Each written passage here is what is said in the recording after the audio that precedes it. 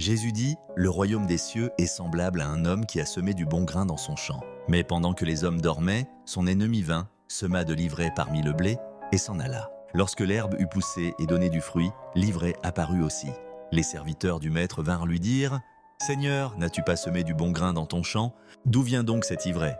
Il leur répondit, « C'est un ennemi qui a fait cela. » Les serviteurs lui dirent, « Veux-tu que nous allions l'arracher ?» Mais il répondit, « Non, de peur qu'en arrachant l'ivraie, vous ne déraciniez en même temps le blé. Laissez croître ensemble l'un et l'autre jusqu'à la moisson. À ce moment-là, je dirai au moissonneur, arrachez d'abord l'ivraie, et liez-la en botte pour la brûler, mais amassez le blé dans mon grenier. » Jésus explique cette parabole à ses disciples en disant « Le champ représente le monde. Le bon grain symbolise les enfants du royaume de Dieu. L'ivraie représente les fils du malin, Satan. L'ennemi qui a semé l'ivraie est le diable. La moisson est la fin du monde. Les moissonneurs sont les anges. Les anges sépareront les justes des méchants. L'ivraie sera brûlée, jugement des pécheurs, tandis que le bon grain sera rassemblé dans le royaume de Dieu.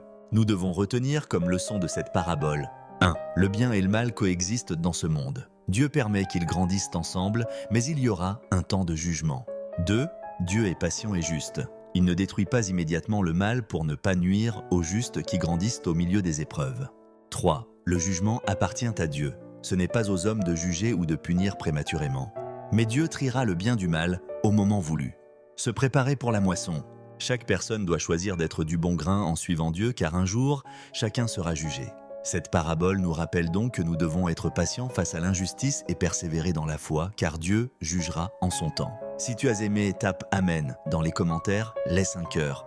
Abonne-toi et partage la vidéo pour prendre part à l'évangélisation.